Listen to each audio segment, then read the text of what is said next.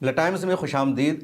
Hamas اور اسرائیل کے درمیان جنگ بندی کا معاہدہ آگے جاری رہے گا۔ سیز فائر ایگریمنٹ پر خطرات کے بادل جو منڈلانے لگے تھے وہ بادل اب ٹل گئے ہیں۔ اسرائیل نے کنفرم کر دیا ہے کہ معاہدہ آگے جاری رہے گا، حماس نے بھی کنفرم کر دیا ہے۔ اس کے علاوہ حماس نے 6 قیدیوں کا نام بھی جاری کر دیا ہے جن کو آج سنیچر کے دن ریلیز کیا جائے گا۔ ادھر اسرائیل میں کئی جگہوں پر بم دھماکے ہوئے اور کہا جا رہا ہے کہ آج اسرائیل میں جو بم دھماکے ہوئے ہیں وہ بم دھماکے حزب اللہ کے پیجر اٹیک کا بدلہ ہے۔ اس کے علاوہ اسرائیل کے مختلف علاقوں میں دوبارہ پروٹیسٹ کا آغاز ہو گیا ہے۔ پورا معاملہ کیا ہے اس ویڈیو میں سمجھیں گے۔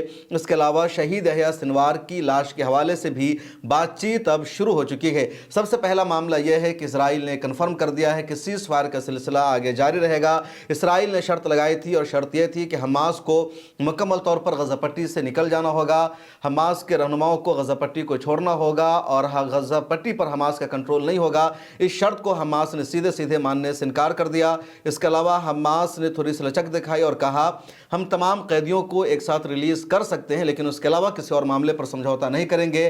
لیکن اب بات وہی پرانی آ گئی ہے اور حماس نے صرف 6 قیدیوں کو ریلیز کرنے کا آج اعلان کیا ہے۔ 6 قیدیوں کے نام بھی سامنے آ گئے ہیں۔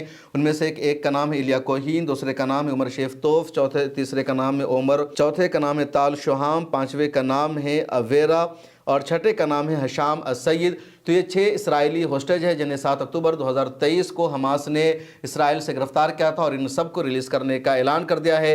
حماس نے کہا تھا کہ ضرورت پڑنے پر وہ تمام اسرائیلی ہوسٹیج کو ایک ساتھ ریلیز کر سکتے ہیں، لیکن اب وہ معاملہ بھی نہیں ہو سکا۔ اسرائیل کو جھکنا پڑا حماس کے سامنے اور اب صرف آج سنیچر کو ان 6 اسرائیلی ہوسٹیج کو ریلیز کیا جا رہا ہے۔ اس سے پہلے 4 اسرائیلی ہوسٹیج کی لاش کو حوالے کیا تھا اسرائیل کے حماس نے اور ان چاروں کی لاش اسرائیل پہنچ چکی ہے، لیکن ان میں سے ایک لاش جو ہے اس کی شناخت نہیں ہو سکی ہے یا اس کی جو شکل نہیں مل رہی ہے، اس کی وجہ سے اسرائیل میں ایک الگ ہنگامہ بڑھتا ہے اور بدلے میں اسرائیل نے 602 فلسطینی قیدیوں کو ریلیز کرنے کا اعلان کیا ہے اور ان 602 قیدیوں میں سے 50 قیدی عمر قید کی سزا پانے والے بھی ہیں۔ اب آتے ہیں کہ اسرائیل میں جو بم دھماکہ ہوا کیسا ہے۔ خبر سامنے آئی کہ اسرائیل کے تل ابیب میں اس کے علاوہ دوسرے شہروں میں کچھ بسوں میں بم دھماکے ہوئے ہیں۔ اتفاق کی بات یہ ہے کہ جن بسوں میں بم دھماکہ ہوا وہ بسیں خالی تھی اور یہ جو دھماکہ ہوا ایٹم بم کے ذریعے کیا گیا۔ کسی طرح کے نقصان کی فی الحال خبریں سامنے نہیں آئی ہے، حالانکہ ایران اور لبنان کے کچھ میڈیا ہاؤسز نے دعویٰ کیا ہے کہ کئی کی موت بھی ہوئی ہے،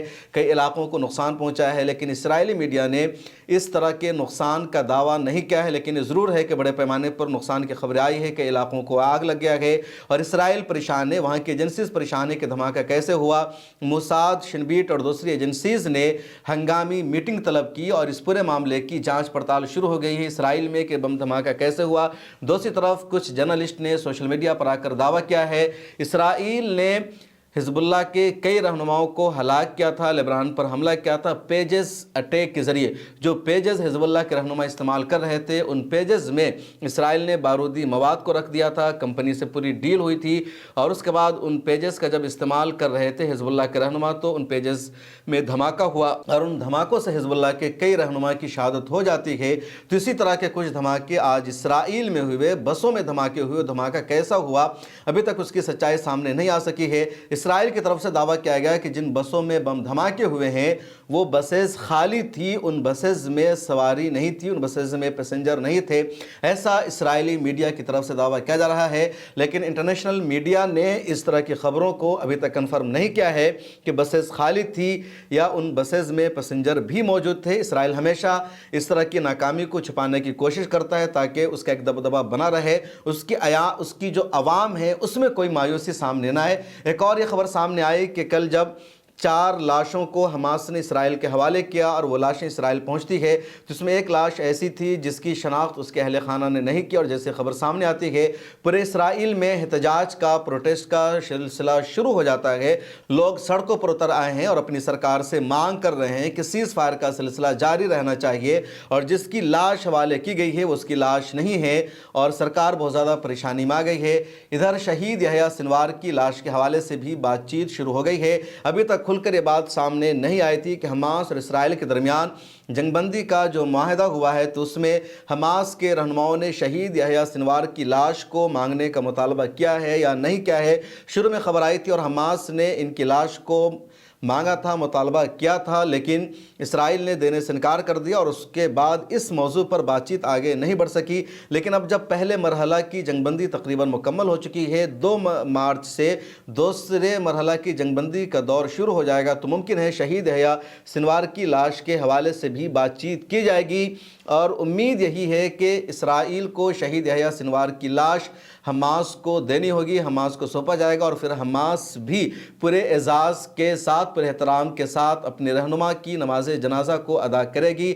शहीद यहया सिनवार की शहादत गज़ा पट्टी में फ्रंट लाइन पर लड़ते हुए हो जाती है। वो अपने साथियों के साथ लड़ रहे थे, तभी एक मकान में उनकी शहादत हो जाती है। उन्होंने आखिरी दम तक रेजिस्टेंस किया, इसराइल का मुकाबला किया। इसराइल को भी अंदाज़ा नहीं था कि हमने उनको शहीद कर दिया है। दूसरे दिन जब इजरायली आर्मी वहाँ पहुँचती है तो अंदाज़ा लगता है कि जो शक्ल है यहया सिनवार से मिलती जुलती है। उसके बाद उनकी उंगली को काटा जाता है, DNA टेस्ट किया जाता है और फिर कन्फर्म किया जाता है कि यहया सिनवार ही है वो, और उनकी शहादत का ऐलान किया जाता है। उसके बाद हमास की क़यादत ने भी यहया सिनवार की शहादत को कन्फर्म किया। अभी तक उनकी जो डेड बॉडी है, उनकी जो लाश है, इसराइल के हाथों में है। तो उम्मीद जाहिर की जा रही है कि हो सकता है कि जंगबंदी के दूसरे या तीसरे मरहला में शहीद यहया सिनवार की लाश हमास के रहनुमा को सौंप दी जाए। इस वीडियो में इतना ही, फिर मुलाकात होगी।